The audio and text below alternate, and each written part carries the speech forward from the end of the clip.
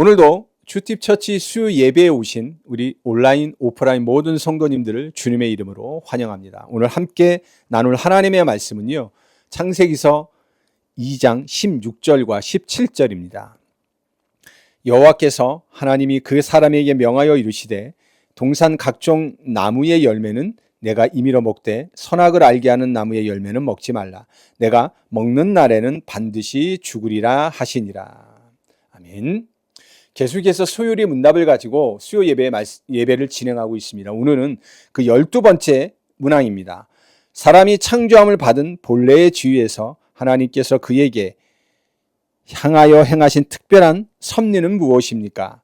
답변입니다. 하나님께서 사람을 창조하신 때 완전히 순종하는 것을 조건으로 삼아 생명의 언약을 맺으시고 선악을 알게 하는 나무의 열매를 먹는 것을 사망의 형벌로 금하셨습니다. 여러분들 다 차량 운전면허 있으시고 차가 있으신 분들이시죠? 또 없는 분들도 계시겠지만 말이죠. 자동차 보험을 보면요, 무사고 할인이라는 제도가 있습니다. 내가 몇 년간 사고 없이 운전을 하면요, 그 보험료가 크게 할인되는 제도죠. 하지만 이 조건은요, 굉장히 엄격합니다. 내가 9년이라는 시간을 무사고로 운전했을지라도요, 10년째 되는 해 사고가 일어나면요, 그 할인율은 그냥 사라져 버립니다. 나는 억울할 수 있잖아요. 막 항변을 해도요, 이 보험사가 규정해 놓은 이 조건은요, 굉장히 엄격합니다. 거의 완벽했지 않았습니까? 라는 이 가정은요, 그들 앞에서는 통용되지 않아요. 늘 운전자는요, 어떤 상황에도 완벽한 무사고를 유지해야만 이 혜택을 받게 되는 겁니다. 우리 삶에도 이런 조건들이 있습니다. 학교의 장학금은 모든 과목 중에서 단 한 과목이라도 그 학점이 좀 이렇게 낙제 학점을 받게 되면 그 성적 장학금을 받는 대상에서 이렇게 제외될 수도 있고요. 회사를 다니는데 내가 회사에 굉장한 이런 여러 가지 중요한 프로젝트들을 맡아서 진행하고 또 좋은 매출과 회사에 많은 이익을 안겼을지라도 또 다른 프로젝트를 하다가 실수를 하게 되면요, 그 실수가 너무 커서 그 인센티브를 받지 못하는 한도 올 수가 있다는 겁니다. 우리는요, 우리 인생은 이렇게 완벽해야만 유지되는 조건 속에서 늘 긴장하며 살아가고 있다는 겁니다. 오늘 우리가 볼 이 소요리 제12문은요, 하나님께서 인류의 대표인 아담과 처음으로 맺었던 생명의 언약을 언급하면서 하나님과 인간이 맺은 첫 언약에 조건들이 있었다고 말을 하고 있습니다. 이 생명의 언약은요, 단 하나의 불순종도 허용되지 않는 완전한 순종을 담보한 언약이었다는 겁니다. 오늘 이 말씀을 나누면서요, 이 첫 언약, 생명의 언약이 무엇인지, 왜 우리 모두의 이야기인지, 이 언약이 어떻게 복음으로 이어지는지 주님이 주시는 은혜와 팁을 깨닫고 붙잡는 복된 시간이 되시기를 바라겠습니다. 하나님께서 첫 사람 아담을 만드셨을 때 에덴 동산의 모든 열매들을 내가 임의로 먹고 누리도록 하셨습니다. 그렇죠. 그러나 단 한 가지, 동산 중앙에 있는 선악을 알게 하는 나무의 열매는 먹지 말라고 말씀하셨습니다. 이 생명 언약의 첫 번째 전제 조건이 뭐였어요? 완전한 순종이었다는 겁니다. 그러면 순종을 어떻게 하라는지 하나님이 어떻게 말씀하셨는지 볼까요? 구체적인 명령을 주셨습니다. 그 명령이 뭡니까? 선악을 알게 하는 나무의 열매는 먹지 말라는 거예요. 그러면서 이거를 어겼을 때 그 아담이 받을 형벌이 뭔지 또 말씀해 주십니다. 내가 그것을 먹는 날에는 반드시 죽으리라고 말입니다. 이렇게 아담과 하나님 사이에 맺었던 이 언약은요, 분명한 언약이라고 호세 6장 7절은 말씀하고 있습니다. 하나님은 왜 인간에게 이런 제한을 두셨을까요? 이 제한이요, 정말로 우리 입장에서 봤을 때 은혜였을까요? 라는 생각이 들 수 있습니다. 창조주 하나님과 피조물인 인간 사이에는요, 메울 수 없는 격차가 있습니다. 하나님께서는요, 인간에게 어떤 의미도 지실 필요가 없는 분입니다. 그럼에도 불구하고 하나님은 은혜롭게 인간과 언약을 맺어 주심으로 생명을 약속하신 겁니다. 이 완전한 순종 안에 있다면 너는 생명을, 그러나 불순종하면 죽으리라는 이 언약을 말씀하신 겁니다. 선악과 언약은요, 인간을 얽매는 이런 쇠사슬이 아닙니다. 너는 피조물이기에 내 안에 하나님 안에 있을 때 가장 안전하다는 사실을 알려주는 경계선이었다는 겁니다. 또 인간으로 하여금요, 창조주 하나님을 항상 자신의 주인, 자신의 왕으로 인정하며 살아가도록 하신 거예요.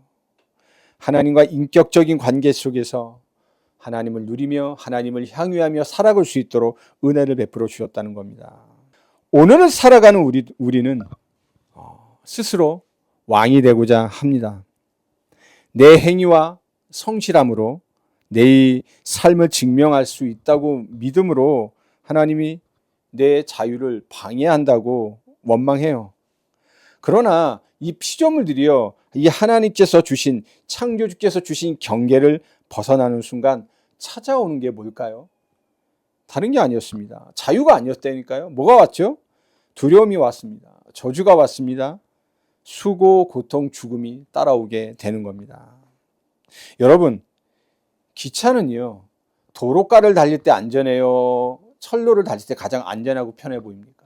예, 철길 위에 있고 철길을 달려갈 때 그 기차는요, 기차로서의 역할을 다할 수 있게 되듯이요, 하나님의 형상으로 창조된 우리 인간은 피조물이요, 하나님의 백성으로서 하나님의 언약, 하나님의 말씀 안에서만 가장 행복하고 안전하게 참된 안식을 누리며 살게 되는 존재라는 겁니다. 그러나 이 모든 것은요, 우리가 노력해 도달해야 할 목표는 절대 아닙니다. 뭐냐? 하나님의 은혜이신 예수 그리스도 안에서 우리에게 값없이 주어진 은혜의 선물이라는 사실을요, 꼭 기억하시기를 바라겠습니다. 문제는 우리가 철로 위에 하나님 신 경계선 안에 머물러 있지 않고 나의 죄된 본성, 곧 내가 내 삶의 주인, 왕이 되는 교만함을 가지고 있다는 데 있는 겁니다. 아담이요, 선악과 앞에서 그랬던 것처럼 우리 역시도 끊임없이 하나님의 주권을 거부하고 하나님의 보호를 거부하고요, 스스로의 길을 찾아 나서는 게 우리 인간이지 않습니까? 혹시 우리 삶 속에서 내가 내 삶의 주인대로 했던 고집과 아집스러운 모습들이 있으십니까? 우리 일상에서 일어나는 이런 문제를 내 힘으로 해결하려 했지는 않는지, 어떤 성공과 인정을 받으려고 우리가 어떻게 했는지를요, 이 시간 한번 돌아보시는 시간 되길 바랍니다. 그리고 그런 고집, 아집, 내 힘을 쓰던 자리에서요, 나의 본성의 죄악을 성찰하고 우리 시선을 주님께로 향하고 그분을 배역하던 나의 죄를 회개하고 하나님께로 말씀으로 언약으로 돌이켜야 된다는 사실을 사랑하는 성도님들 기억하시길 바랍니다. 참 안타깝지만 우리 첫사람 아담, 우리 잘 알고 있지만 이 언약 깨트렸죠. 선악과를 따먹음으로써 내가 하나님처럼 되어 선과 악을 직접 결정하겠다고 선언했던 겁니다. 하나님께서 이미 영원한 작정 속에 아담을 통해 이뤄놓으신 모든 것들을 내가 싫고 여기서 내 마음대로 내 계획대로 내가 주권자가 돼서 내가 계획을 짜서 살아갈 거라고 선언을 해버린 거예요. 이 행위 언약의 파기로 인해서 인간에게 찾아온 것이 뭡니까? 바로 소리 문날이 말하는 사망의 형벌이었습니다. 영적으로 죽음, 하나님과의 관계가 끊어지고요, 어디까지 왔죠? 우리가 육체적 죽음까지 찾아오게 됐던 겁니다. 그리고 궁극적으로 어떻게 합니까? 하나님 떠났기 때문에 영원한 죽음을 맞이하게 되는 겁니다. 그렇다면 우리는 이 깨어진 약속 앞에서 정말 소망이 없는 것일까요? 그리고 이 완전한 순종이라는 그 조건을 대신 채울 수 있는 사람은 과연 존재했을까요? 내가 아무리 노력하고 착하게 살아도요, 아담의 후손인 우리는 나 스스로의 행위로 하나님 앞에 절대 의로워질 수 없습니다. 왜? 모든 사람은 죄를 범하였음에 하나님의 영광이 이르지 못해요. 그렇죠? 그러나 성경 로마서 5장 14절에서 이런 말씀을 하고 계십니다. 아담을 오실자의 모형이라고 부르고 있습니다. 첫 아담은요, 선악과 나무 앞에서 실패함으로 사망을 가져왔습니다. 그러나 둘째 아담으로 오신 예수 그리스도는요, 동일한 언약의 조건, 완전한 순종을 십자가에서 이루심으로요, 많은 사람을 구원하셨습니다. 이게 로마서 5장 18절 19절의 말씀입니다. 첫사람 아담은요, 선악과 앞에서 불순종했지만 예수 그리스도는요, 십자가 앞에서 완전한 순종을 통해 우리가 받아야 할 형벌을 대신 받으심으로 첫 언약이 요구했던 완전한 순종의 조건을 대신 채우셨습니다. 이게 바로 복음의 핵심 아닙니까? 우리는요, 우리 자신의 순종으로 이 생명을 얻은 것이 아닙니다. 오직 예수 그리스도께서 십자가에서 대신 이루신 완전한 순종으로 우리 죄를 덮어 주시는 것을 넘어서요, 그 그리스도의 의가 우리에게, 나에게 전가됨으로 우리가 하나님 앞에서 완전한 의인으로 서게 되는 새 생명을 가져다 줬다는 것입니다. 이 사실을 믿을 때 우리는요, 그리스도의 순종 안에서 참된 자유와 담대함을 누리게 되는 겁니다. 이 세상은 끊임없이 우리에게 조건과 성과를 요구합니다. 그러나 하나님은 그리스도 안에서 값없이 생명을 선물로 주십니다. 이 은혜의 손길을 붙잡을 때 우리는 하나님께서 예비한 구원의 은혜를 받게 됨을 믿으시길 바랍니다.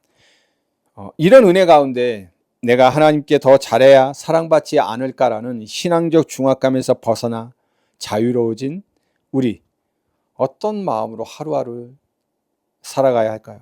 또 하나님께서 그리스도 안에서 우리를 값없이 사랑하신다는 이 사실이 나의 가정, 나의 학교, 또 직장과 사업장에서의 생활, 그 안에서 다양한 인간들끼리의 이런 관계, 어떤 변화를 가져올 수 있을지 여러분 이 말씀 안에서 깊게 묵상하고 상고해 보셔야 되겠습니다. 말씀을 맺겠습니다. 처음에 서론에서 말씀드린 무사고 할인 이야기로 돌아가 보겠습니다. 9년을 잘 운전해도 10년째 사고 한 번이면 할인이 사라진다고 말씀드렸죠. 우리 인생도 그렇다고 말씀드렸습니다. 그렇다면 아무리 노력해도 단 하나의 흠결로 완전함이라는 조건은 이미 무너졌습니다. 그렇죠? 자, 첫 언약은 우리의 실패를 보여줬습니다. 그러나 하나님의 이야기는 거기서 끝나지 않으셨죠.